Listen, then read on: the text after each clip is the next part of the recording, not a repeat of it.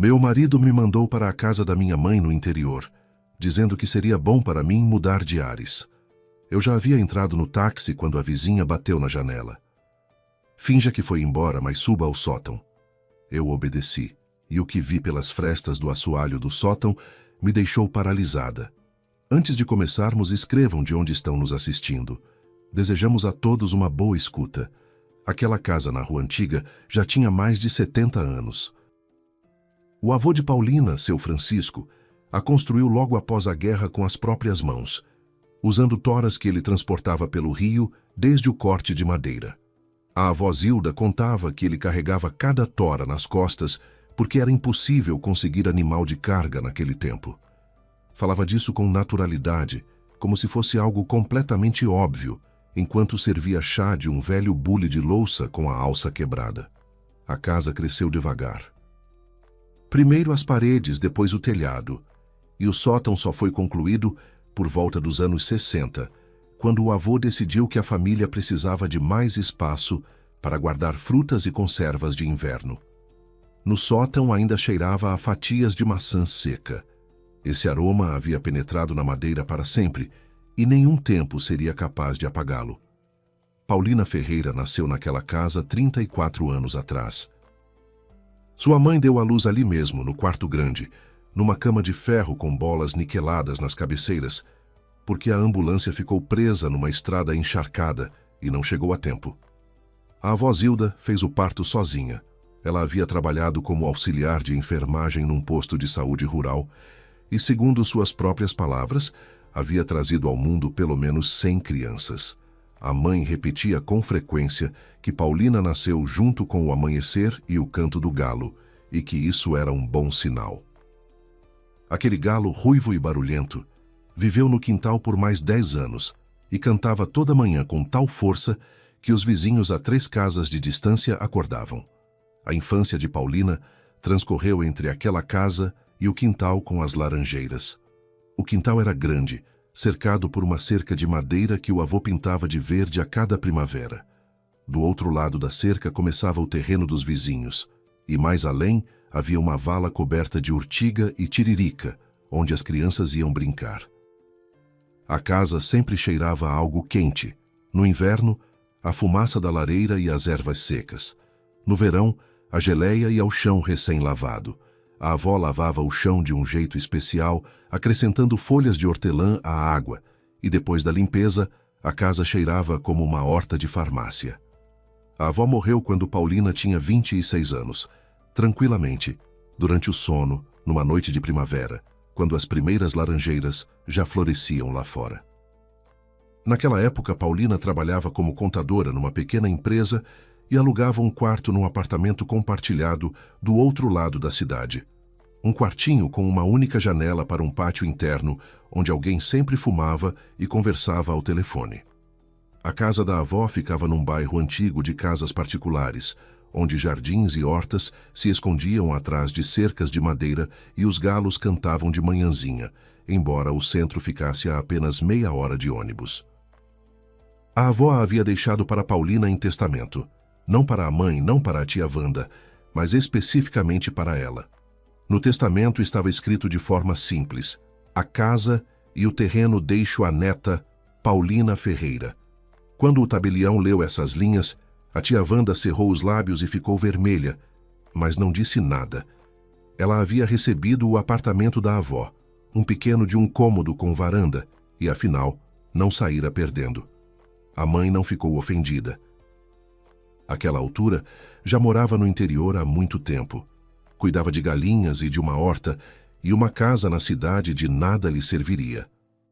A vovó sabia o que estava fazendo, disse ela sentada na cozinha após o enterro. Você é da cidade, precisa mais de um lugar para morar. E eu estou bem aqui. Paulina se mudou para a casa da avó e nos primeiros tempos viveu ali sozinha, acostumando-se com o silêncio, com o rangido do assoalho, com os sons que uma casa antiga faz à noite. O estalo das paredes, o sussurro do vento no sótão, o gotejar da torneira da cozinha que nunca fechava completamente. Ela aprendeu a acender a lareira, a rachar lenha. O vizinho do outro lado da cerca, Seu maneco, não aguentou ver a inabilidade dela e pulou a cerca para mostrar como se colocar corretamente o tronco no bloco. Ela conheceu Antônio 1 ano após a morte da avó, no aniversário da amiga Lena. Lena trabalhava com Paulina na mesma empresa e comemorava seus 30 anos num café de bairro, barato, com cadeiras de plástico e toalhas de papel, mas com um bom cozinheiro que preparava um frango ao molho caprichado. Antônio estava sentado numa mesa vizinha com um grupo de homens de terno e a noite toda ficou olhando para ela. Era bonito, alto, de ombros largos, cabelos escuros e uma covinha no queixo. Ria alto e com segurança, de modo que as cabeças se viravam. Quando Paulina saiu para a calçada tomar um pouco de ar, ele saiu logo atrás, estendeu a mão e disse: Antônio, e você é aquela Paulina que a noite toda faz de conta que não me nota? Ela ficou constrangida, mas a mão dele era quente, o aperto firme, e o sorriso era daqueles que fazem querer sorrir de volta. Ele trabalhava como gerente numa construtora e dizia as coisas certas. A família é o que mais importa. O homem deve ser um alicerce. Jamais vou decepcionar quem amo. No primeiro encontro, trouxe um buquê de 7 rosas, uma por cada dia desde a noite em que se conheceram. As rosas eram bordô, pesadas, com gotas d'água nas pétalas. Paulina as colocou no vaso de cristal da avó, e elas duraram 10 dias, como se também estivessem tentando causar boa impressão. Casaram-se 8 meses depois. Sem cerimônia pomposa. Antônio dizia não gostar de alarde. No cartório, eram apenas eles dois, a mãe, que veio do interior com um vestido novo, e Lena como testemunha. Após o registro, ficaram em casa à mesa que Paulina havia preparado no quarto grande. A mãe fez galinha caipira assada, Lena trouxe um bolo. Antônio abriu o champanhe e a rolha foi parar no teto, deixando uma marca redonda na cal que ficou lá para sempre. Paulina depois olhava para ela e lembrava daquele dia. Antônio se mudou para a casa dela, e nos primeiros anos tudo era tão bom que ela às vezes se flagrava com um medo supersticioso. Bom demais. Ele mesmo consertou a cerca, que havia tombado e ameaçava cair sobre o jardim dos vizinhos. Trocou os canos enferrujados do banheiro, dos quais saía água cor de chá fraco. Chegou até a plantar uma laranjeira no quintal, jovem e fina, amarrando-a a uma estaca com uma corda de varal. Daqui a 5 anos vamos comer nossas próprias laranjas, dizia ele. E Paulina acreditava. Os vizinhos o cumprimentavam com respeito. Seu maneco certa vez disse: Você se deu bem com esse marido, Paulinha. Um homem habilidoso, caseiro. Ela também pensava assim. Alegrava-se por ver a casa ganhar vida de novo, por ter nela mãos masculinas, uma voz masculina, um cheiro masculino, colônia, suor, metal. As mudanças começaram imperceptivelmente, como uma rachadura na parede que a princípio você não vê, mas que depois não consegue mais ignorar. Uns 3 anos após o casamento, Antônio passou a chegar em casa mais tarde. Antes ele voltava às 6 e jantavam juntos à mesa da cozinha, sob o velho abajur com franjas que havia ficado da avó. Agora ele aparecia às 8, às 9, às vezes até às 10, explicando com viagens a trabalho, negociações, projetos urgentes. Paulina acreditava. Ele tinha um trabalho de responsabilidade, e o ramo da construção não larga ninguém cedo. Ela deixava o jantar numa panela no fogão coberta com um pano de prato e ia dormir sozinha, escutando o tic-tac do relógio de parede com o cuco que há muito havia travado. Mas depois ela notou outra coisa. Antônio havia passado a olhar para a casa de um modo diferente. Antes elogiava a construção sólida, o trabalho do avô. Agora dizia cada vez mais: essa casa poderia valer um bom dinheiro. Começou a pesquisar anúncios de imóveis na região e deixava na mesa da cozinha folhas impressas com preços, rabiscadas de marcador com números sublinhados. Certa noite, passando pela cozinha, Paulina ouviu-o falar ao telefone junto à janela, tamborilando os dedos no parapeito. Um terreno desse tamanho num bairro como esse vale em torno de R$ 1.200.000. Com a casa, talvez mais. É só saber apresentar bem.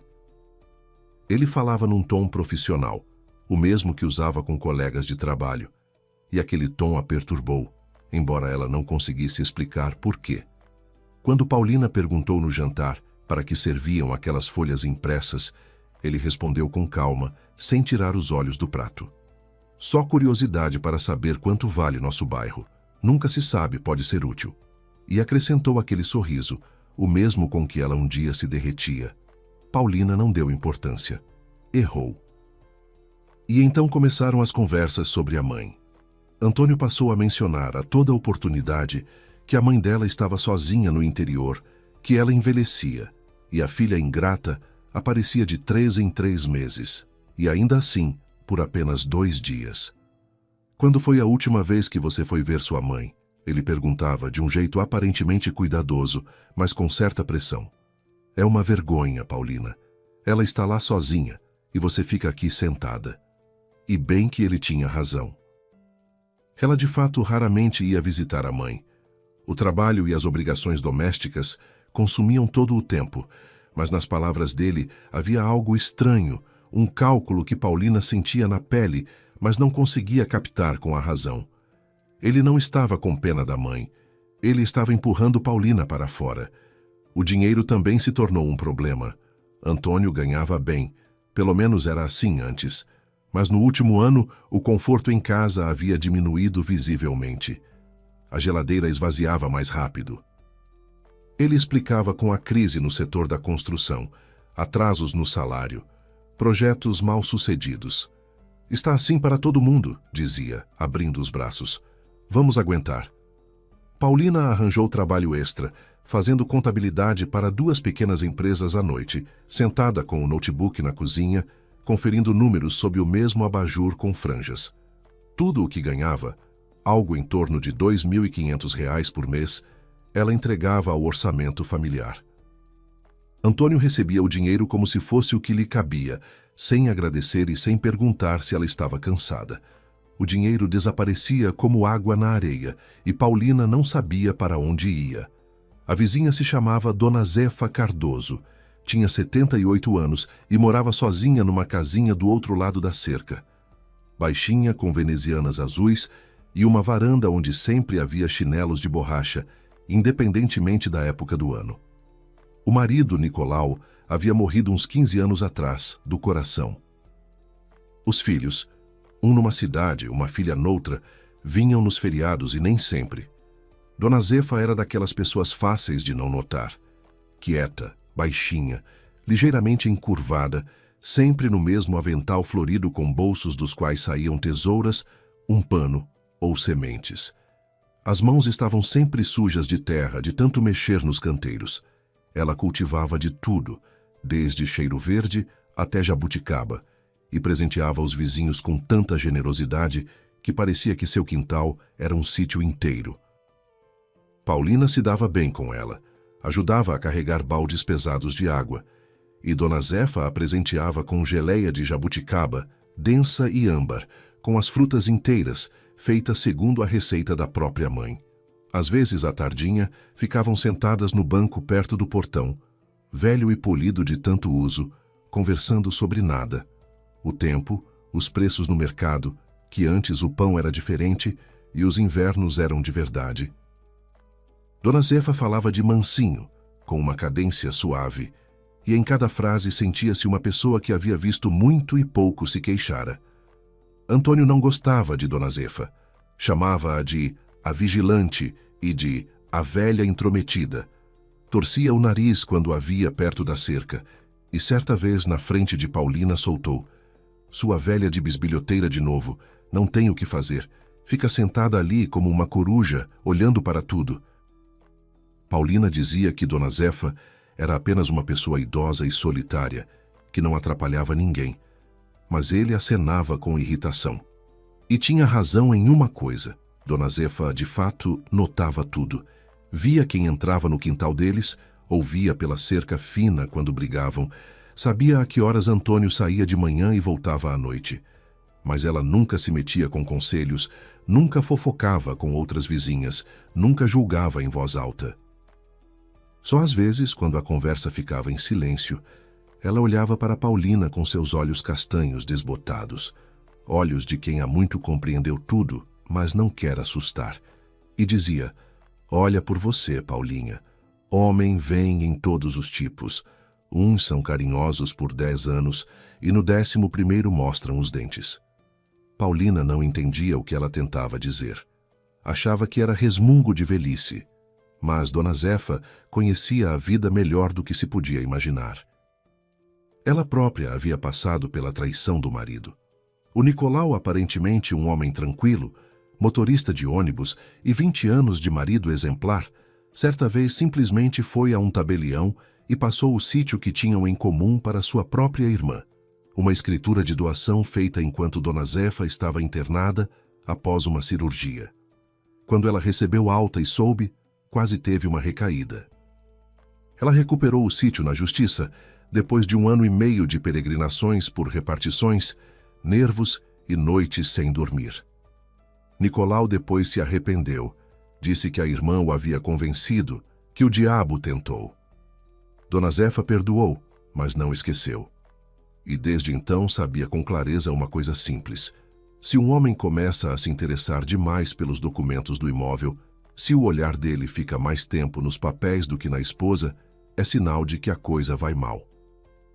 Tudo se decidiu numa semana em meados do outono.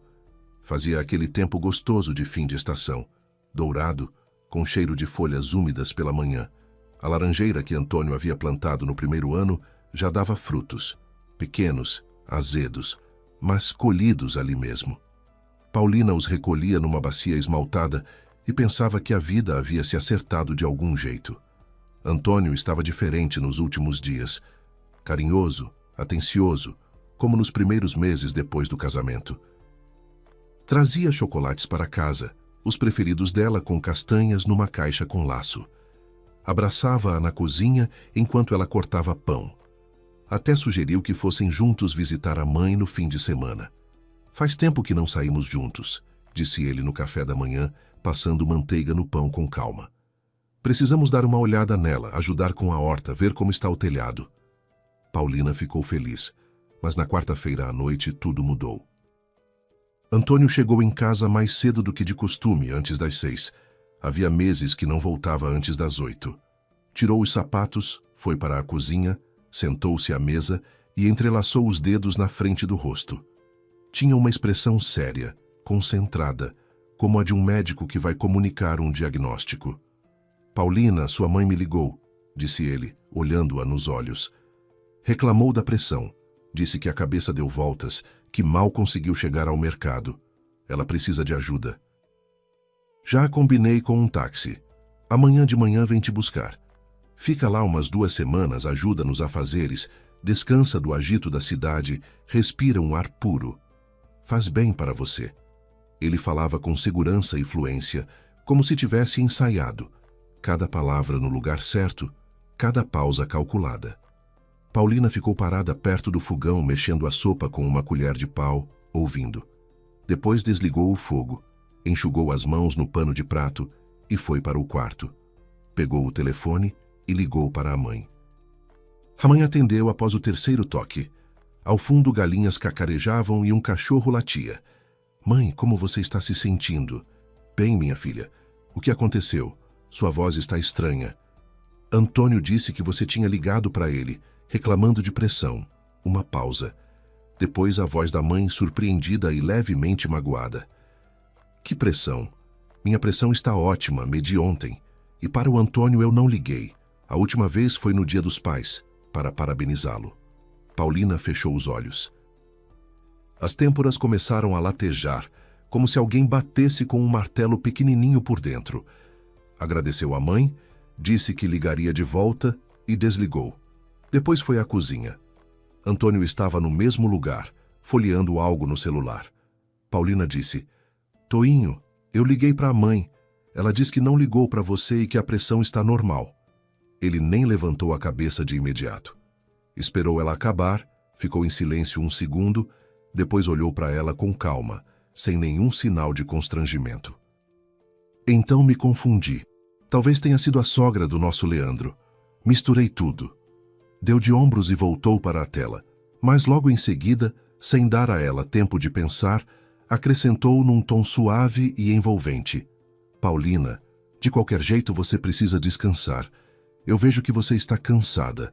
Olheiras, dormindo mal, nervosa no trabalho. Vai para a casa da sua mãe. Fique em contato com a natureza.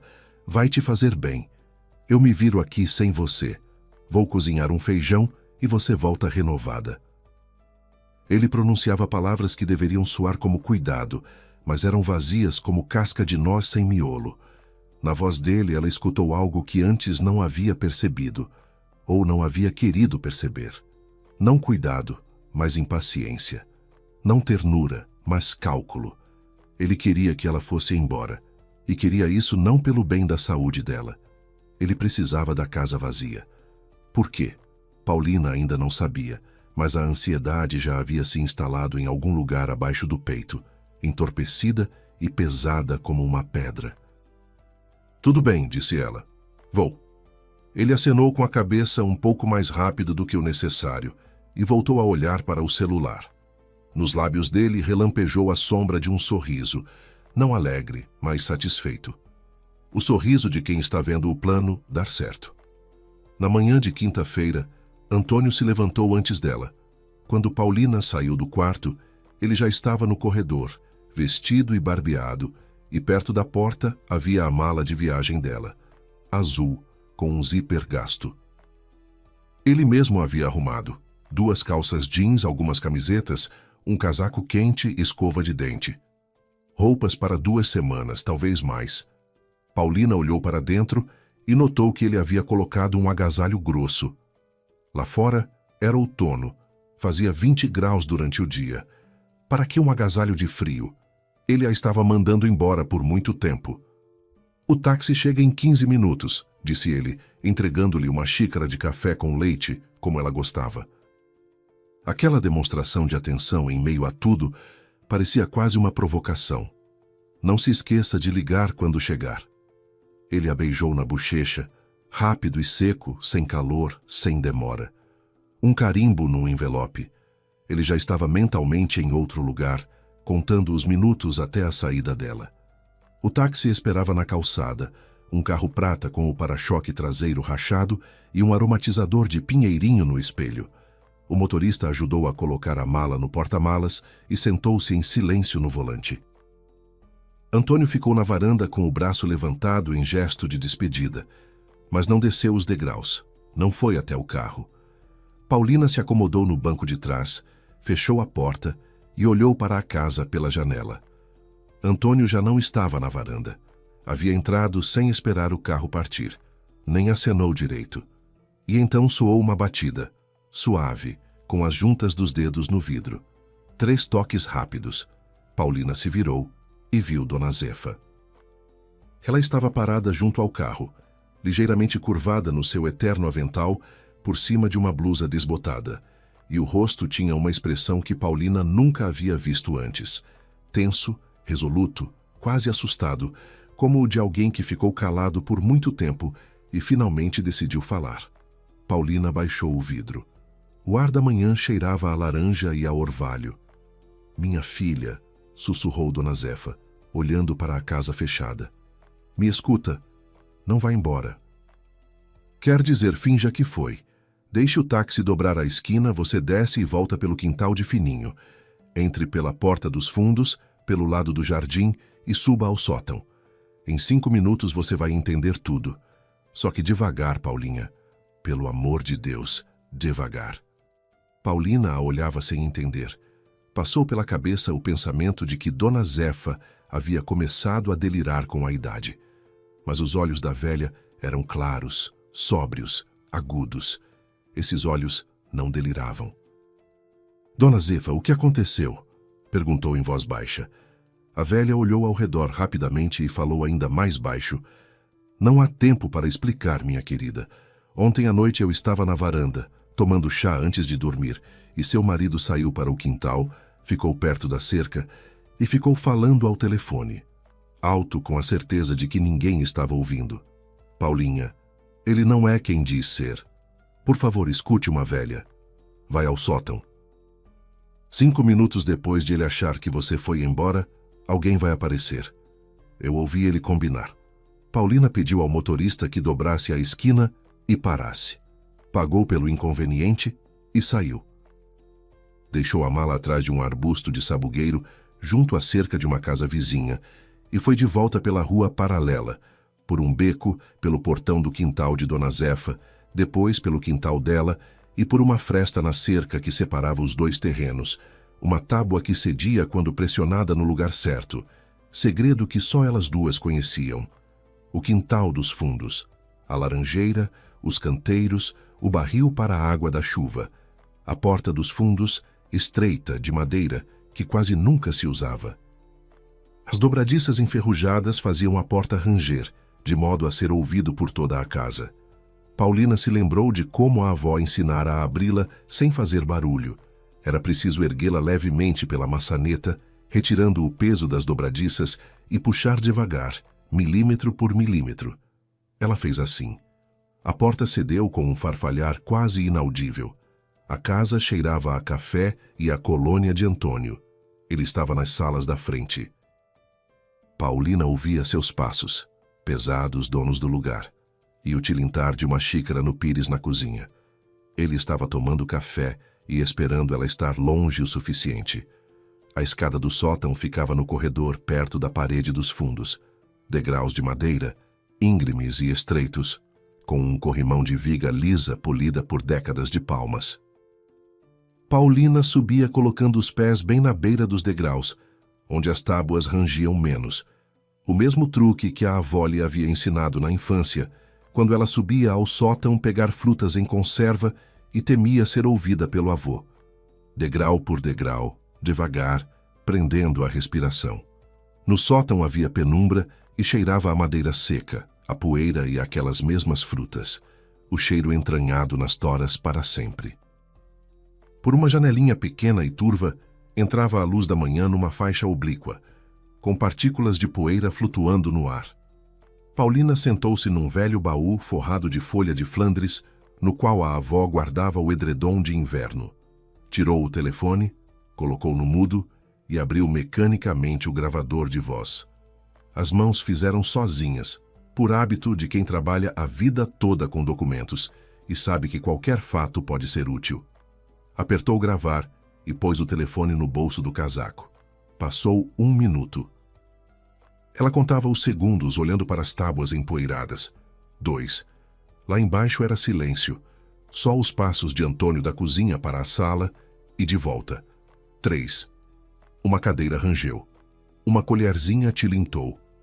Ele estava terminando o café. 4 minutos. Paulina já começava a achar que Dona Zefa havia se enganado. Aquela suspeita de velhice multiplicada por solidão e tédio. Já estava se levantando do baú quando a porta de entrada bateu. Alto, com segurança, com aquela batida de quem espera visita, e abre com antecedência. Paulina ficou paralisada. Lá embaixo, vozes se levantaram. Primeiro Antônio, animado com aquela entonação especial que ele ativava diante de estranhos. Entrem, entrem. Não precisam tirar os sapatos, o chão é antigo mesmo. Aqui é a entrada, o corredor vai dar na cozinha. A casa é sólida, a construção tem 70 anos, mas o material está como novo. Troquei o telhado há 3 anos, telha metálica, garantia de 20 anos. Depois uma voz feminina, aguda e fanhosa, arrastando as vogais. Toinho, e aqui é mesmo aquele terreno todo?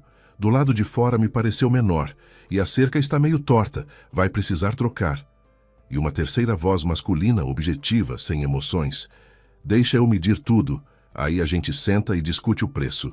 Tenho aqui a planta do imóvel, a gente confere as divisas.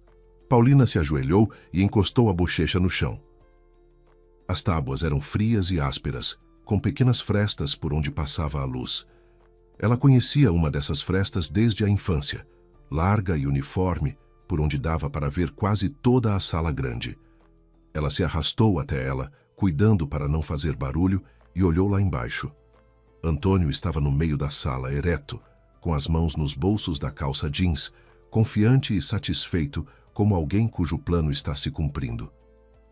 Ao lado dele havia uma mulher de uns 30 anos, esbelta, num vestido vermelho justo e salto alto, que clicava nas tábuas da avó como casquinhas. Cabelo tingido de avermelhado, preso num rabo de cavalo alto, corrente de ouro no pescoço.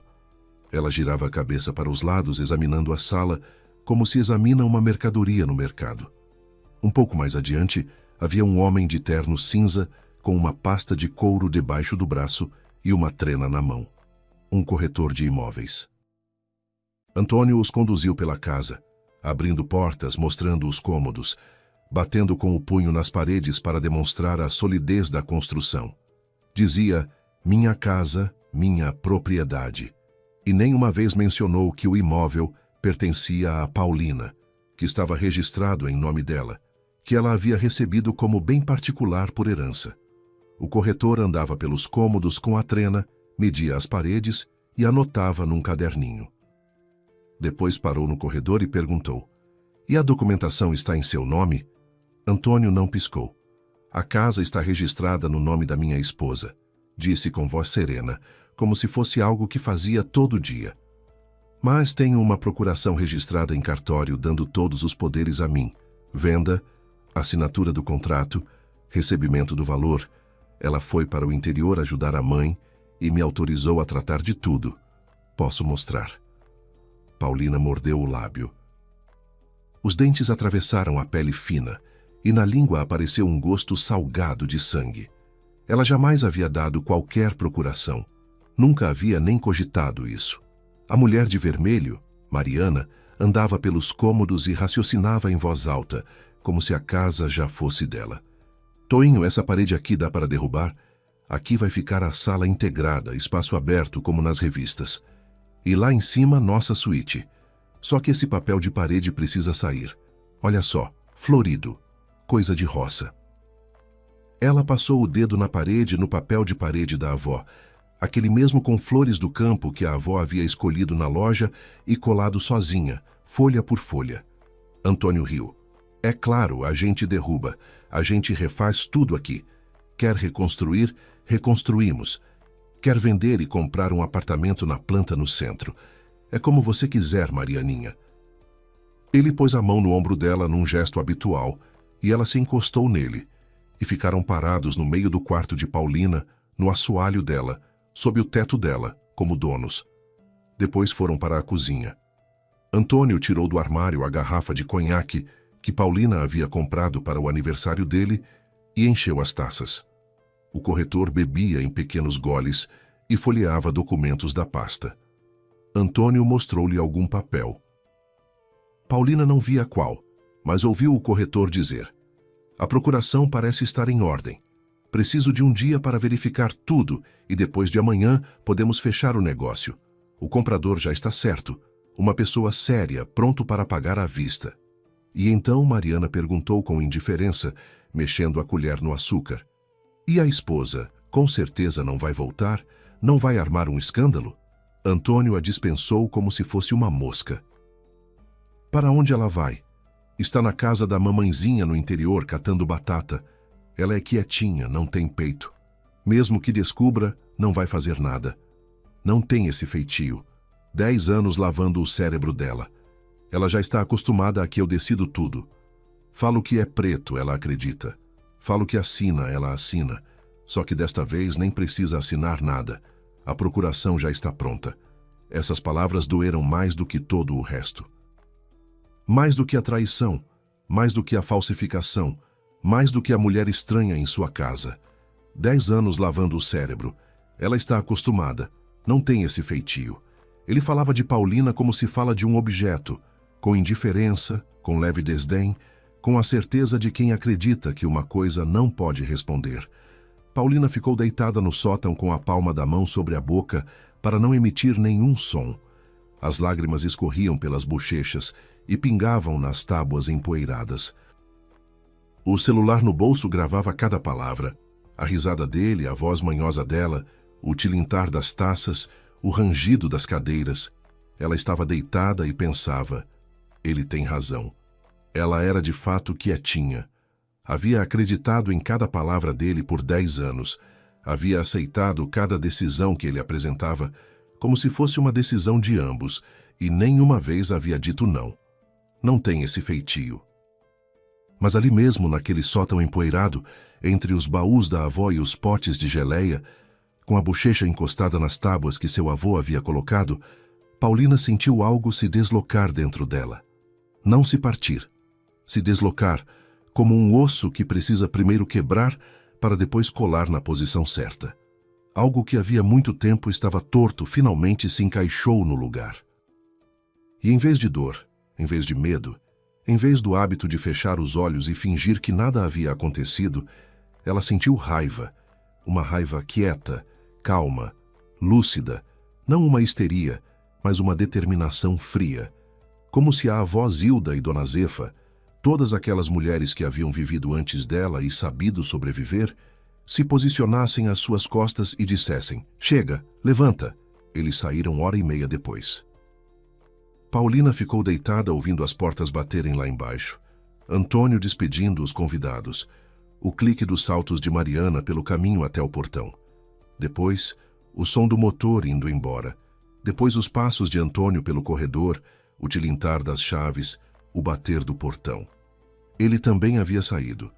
Só então ela se levantou do chão, sacudiu a poeira do casaco e desceu a escada com as pernas bambas. Dona Zefa a esperava perto da cerca, sentada no banco fingindo tricotar, agulhas e novelo de lã cinza nas mãos, mas as agulhas não se moviam. Ela havia ficado de guarda. Ao ver Paulina, levantou-se com um gemido. Então, Paulinha, viu? Paulina abriu a boca e não conseguiu dizer nada. Apenas acenou com a cabeça, pressionando o lábio inferior para não chorar ali mesmo, à vista de toda a rua. Dona Zefa não ficou fazendo perguntas. Tomou Paulina pela mão, palma seca, dura, cheia de calos de inchada, e a conduziu para dentro de casa. Na cozinha era apertado e limpo, toalha xadrez na mesa, violeta numa latinha de café na janela, calendário de folhas na parede com 3 dias de atraso. Dona Zefa colocou a chaleira no fogão, tirou da geladeira um prato de panquecas coberto com pano de prato e sentou-se à frente. Toma chá, come, depois você conta. O chá era de hortelã. Ela infusava a erva diretamente na chaleira, como a avó Zilda costumava fazer. No primeiro gole a garganta se fechou e Paulina chorou de vez. Quietinha, sem soluços, as lágrimas vieram sozinhas. E Dona Zefa ficou sentada em silêncio. Não consolava, não acariciava sua cabeça.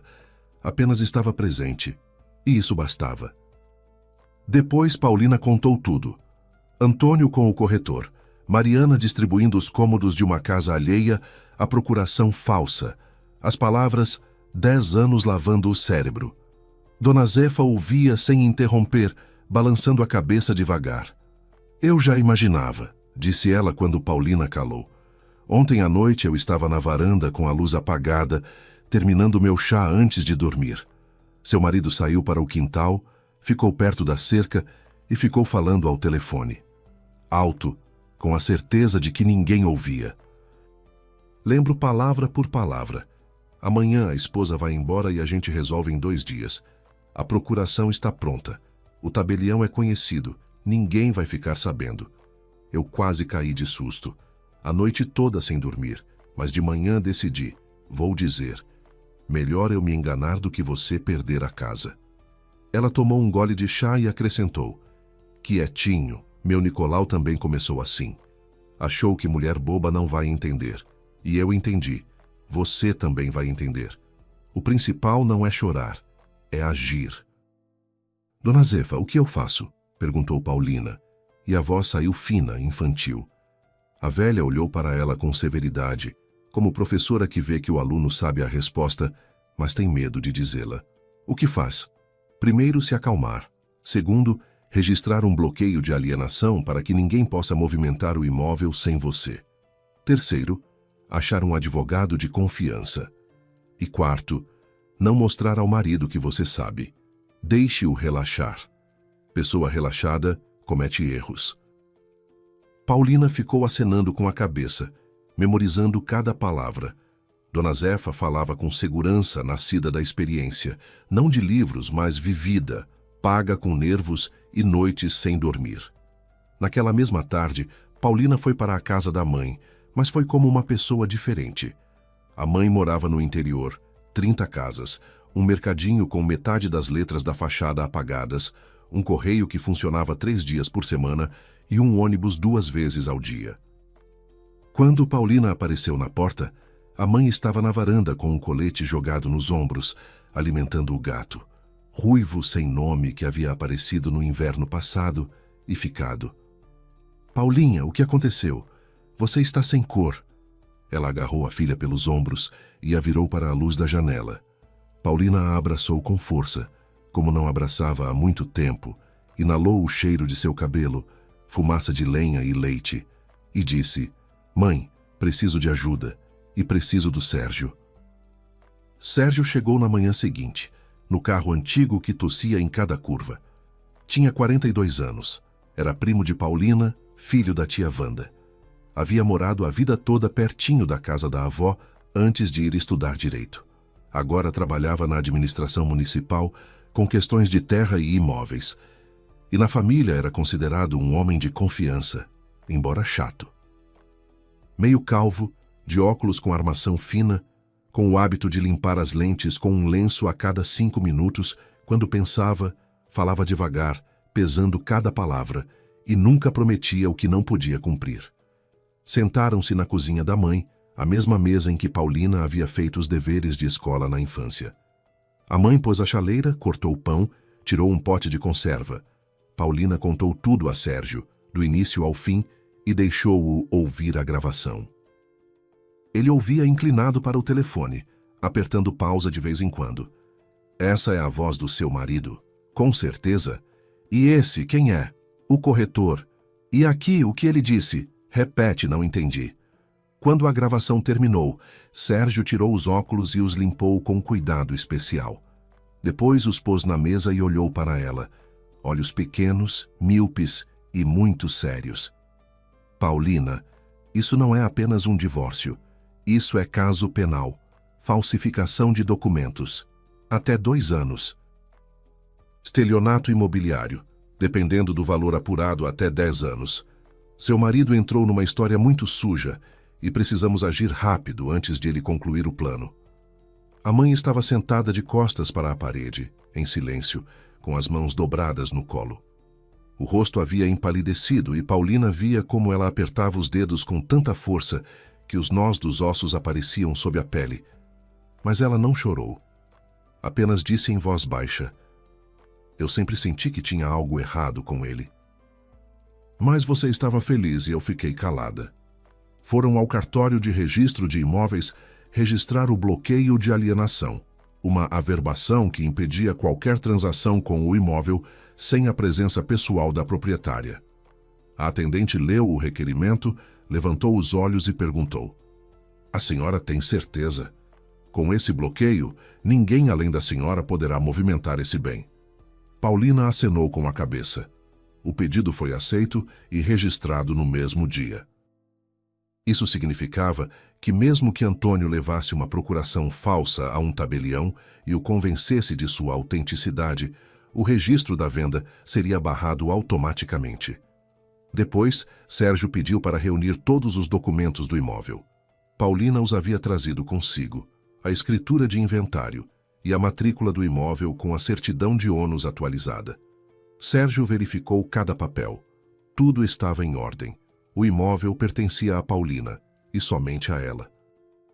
Como bem particular recebido por herança antes do casamento, a casa não era considerada bem comum do casal. Era propriedade exclusiva dela, mas a revelação mais difícil estava em outro lugar. Sérgio fez uma pergunta inesperada. "Em casa há alguma pasta, algum papel que ele guarda separado, ao qual você não tinha acesso?" Paulina se lembrou da gaveta da cômoda antiga no quarto. Antônio guardava ali uma pasta com documentos, e ela nunca havia mexido. Achava que era assunto particular dele. Sérgio balançou a cabeça. "Precisa ver o que tem aí. Para falsificar uma procuração, ele precisaria de cópias do seu RG, fotos, amostras de assinatura. Esse tipo de coisa não se faz do nada." Esperaram a ligação de sábado de Antônio, quando ele informou que estava planejando arrumar o porão. Ficou claro que durante o dia ele não estaria em casa. No domingo, bem cedo, os dois foram até lá. Paulina entrou pela porta dos fundos pelo mesmo caminho do sótão, rápida, silenciosa, sem deixar rastros. Antônio não estava. Na cozinha havia uma xícara suja, no corredor os tênis dele. Havia saído de manhã cedo. Paulina abriu a gaveta da cômoda, tirou a pasta e saiu sem demorar 1 minuto. Já no carro, Sérgio abriu a pasta e ficou em silêncio. Depois, lentamente, espalhou no colo 4 folhas, xerocópias das páginas do RG de Paulina, tiradas em épocas diferentes. Numa ela estava com o penteado antigo, na outra, com o novo. Na terceira folha, havia uma foto recortada de alguma cópia e colada em folha em branco. Um rascunho. Material para falsificação. Sérgio tirou os óculos e olhou para ela. Ele estava se preparando há meses, sistematicamente, com calma, sem pressa. Ele sabia exatamente o que estava fazendo. Antônio ligou num sábado pela manhã. Paulina estava na varanda da casa da mãe, olhando a neblina subir sobre a horta, esperando aquela ligação.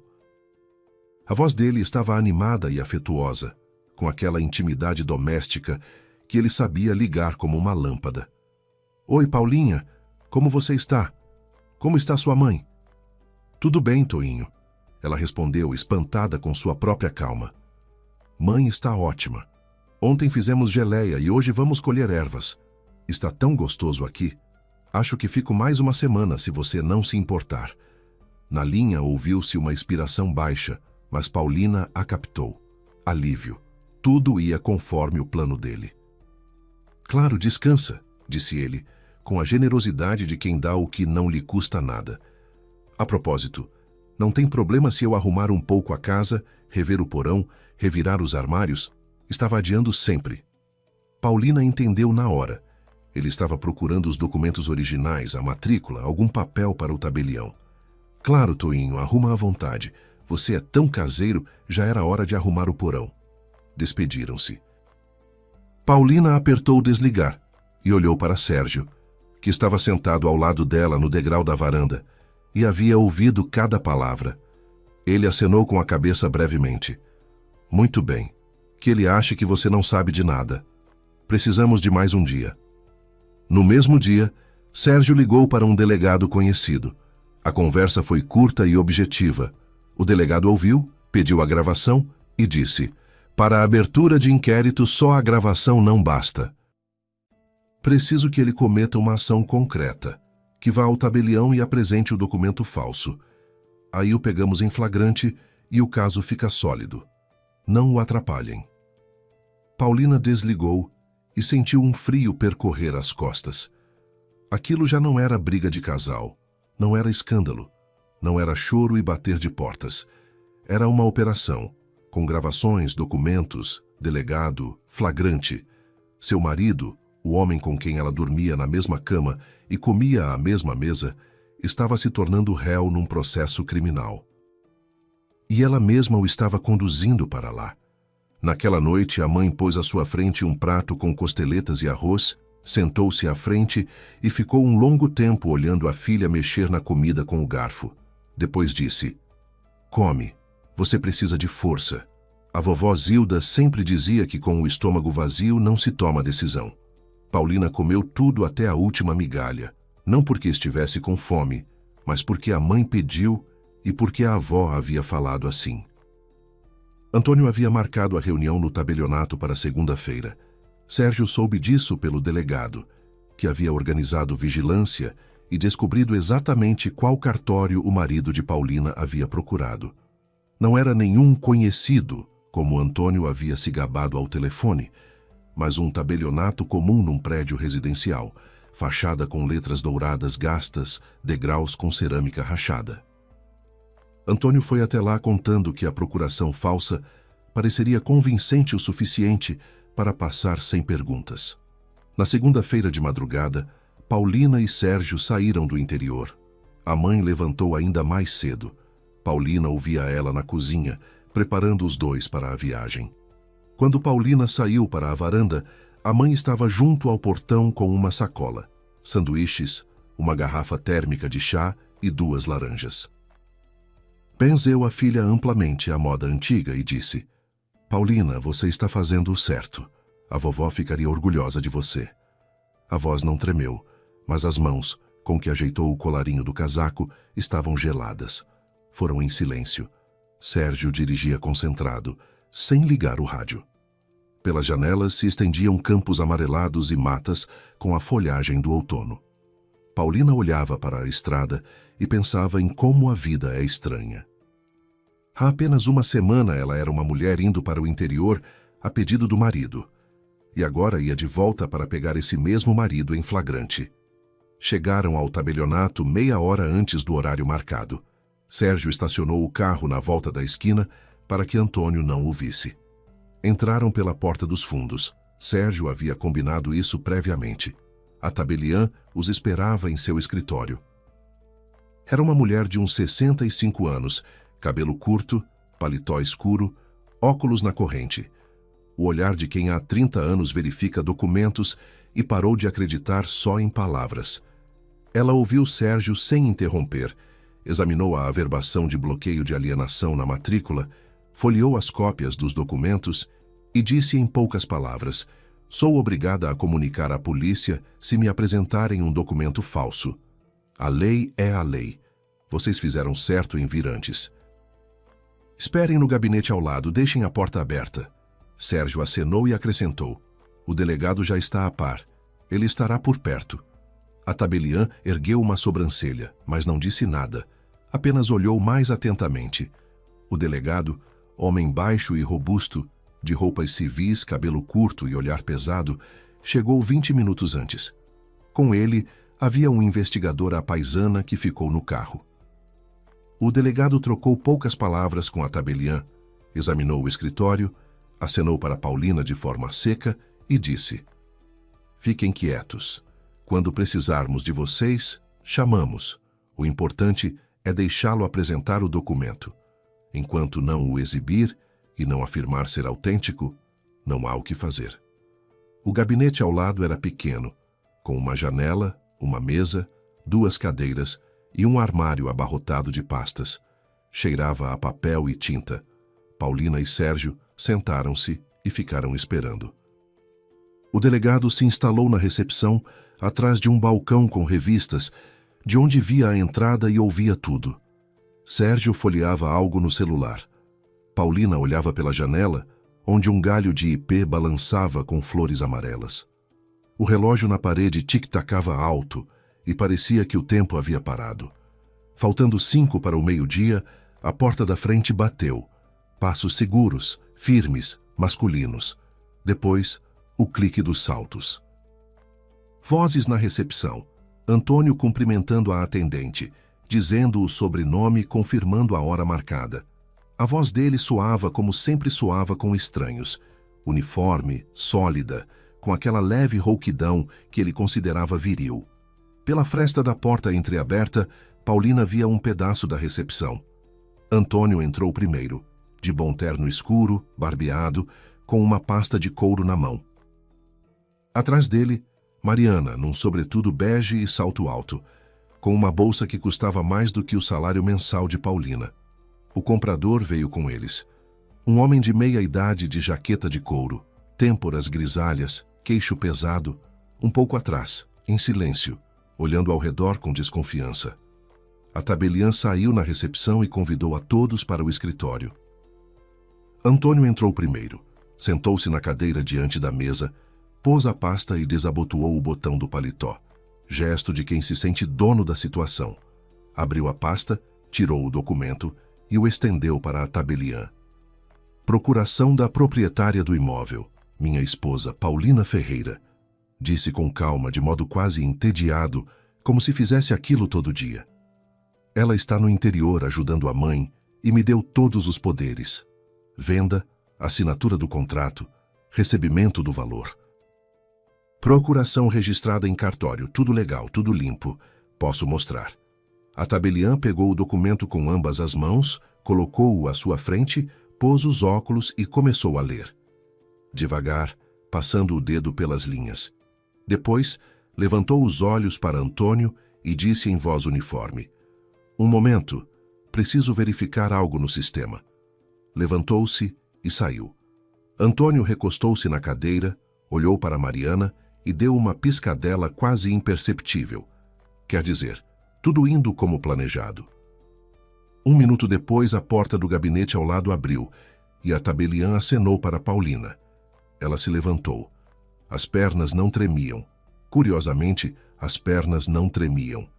Saiu do gabinete, deu 3 passos pelo corredor e entrou no escritório do tabelionato. Atrás dela, Sérgio com a pasta de documentos debaixo do braço. Antônio a viu não de imediato. Ele se virou para o barulho dos passos, ainda sorrindo, e o sorriso congelou no rosto dele como uma rachadura no vidro. Primeiro empalideceu. Não ficou branco como se escreve nos livros, mas a pele tomou aquela tonalidade cinzenta de jornal velho. Depois piscou várias vezes rápido e tentou sorrir de novo. O sorriso saiu torto, como o de um mau ator numa novela barata. "Paulina."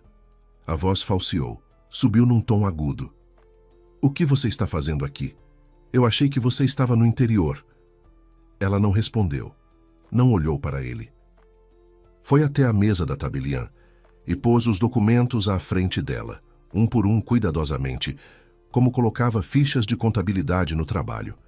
A escritura de inventário original, a matrícula do imóvel com a averbação do bloqueio de alienação, as xerocópias do RG que Antônio guardava na cômoda, e o pendrive com a gravação. "Essa procuração é falsa", disse Paulina, dirigindo-se à tabeliã. A voz soou uniforme e ela mesma se espantou com essa uniformidade. "Eu nunca a assinei. Não dei poderes ao meu marido. Este imóvel é bem particular, meu, recebido por herança." Silêncio. Tão profundo que dava para ouvir um ônibus passar lá fora e o tic-tac do relógio de mesa da tabeliã. O comprador, junto à parede, parou de olhar ao redor e ficou paralisado, os dedos agarrados ao encosto da cadeira. Mariana passou o olhar de Paulina para Antônio e de volta, e no rosto dela apareceu aquela expressão de quem fareja perigo, atenta, pronta para fugir. Antônio se levantou de um salto. A cadeira atrás dele quase caiu. "Paulina, você entendeu errado", disse ele rapidamente, engolindo as terminações das palavras. "Eu queria só fazer uma avaliação do imóvel. Não é venda, é avaliação. O corretor me disse que sem procuração nem avaliação dá para fazer. Eu estava tentando por nós dois, Paulina, por nós."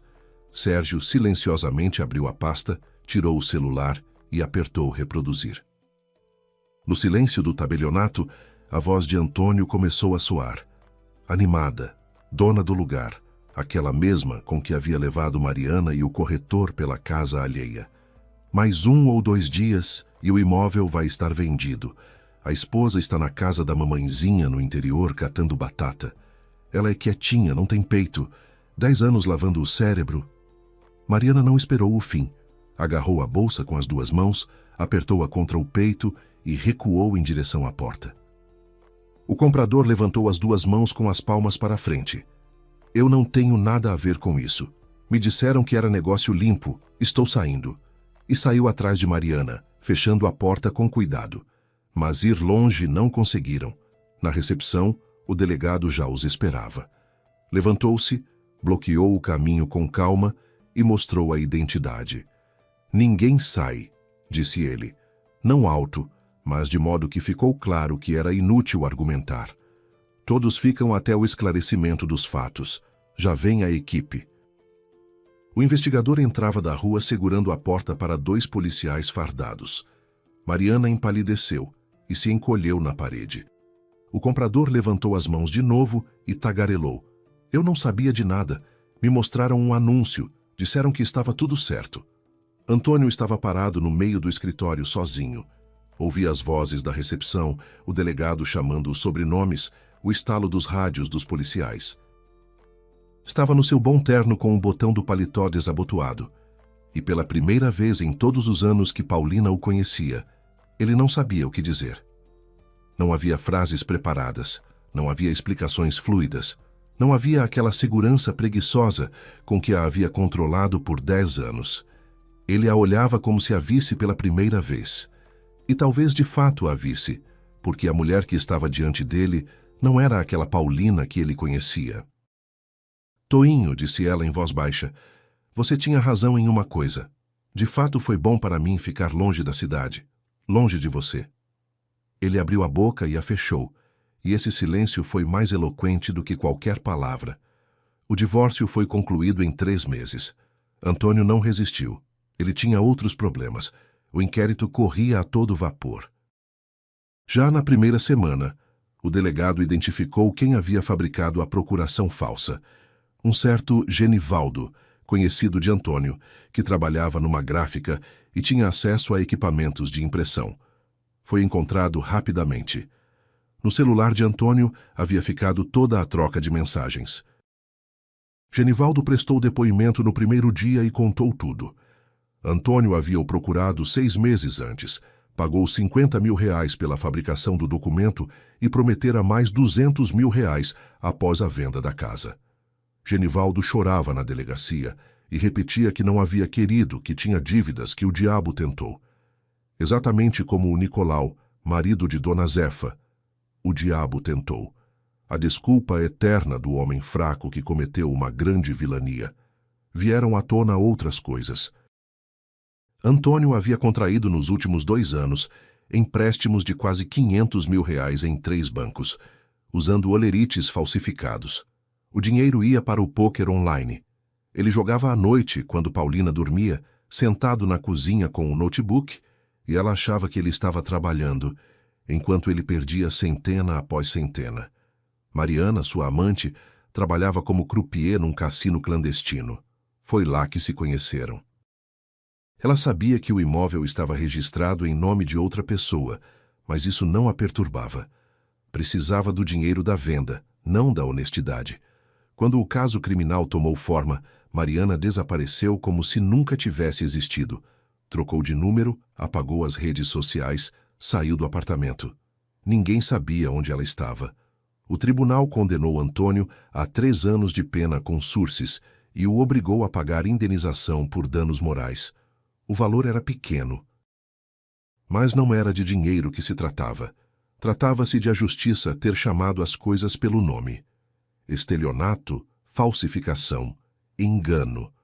Seus ex-amigos, que durante anos o consideraram um homem de confiança e a alma das festas, ao saberem da verdade se afastaram. Um após o outro, quietamente, sem escândalo, simplesmente pararam de ligar, de convidar, de cumprimentar. O último a se afastar foi o próprio irmão, que ligou para Paulina após o julgamento e disse: Paulina, me perdoe. Fico envergonhado de que carregamos o mesmo sobrenome. Se precisar de ajuda, pode contar comigo. Paulina ficou na casa. Na sua casa, na casa da avó, na casa do avô. A primeira coisa que fez após o divórcio foi trocar as fechaduras. Veio um serralheiro, homem idoso com bigode e macacão. Pôs novas fechaduras nas 2 portas e disse: Boa fechadura, dona. Sem a chave não abre. Paulina pagou-lhe e ficou longo tempo parada perto da porta fechada, segurando 2 novos chaveiros. A segunda coisa que fez foi arrumar o sótão. Retirou as velhas coisas, limpou o baú, lavou a janelinha. A terceira foi ligar para a mãe. Mãe, vem morar comigo no inverno. A casa é grande, tem espaço de sobra. A mãe chegou uma semana depois, com 2 potes de geleia, um saco de batatas e o gato. Aquele mesmo ruivo sem dono, que ela finalmente batizou de Bidu. Bidu imediatamente ocupou a melhor poltrona da sala, a da avó com o assento afundado e uma capa de crochê, e se comportou como se morasse ali a vida toda. Dona Zefa tornou-se para Paulina mais do que uma vizinha. Todo domingo vinha trazer algo, bolinhos, frutas, um pote de mel que a mãe comprava de um apicultor no interior.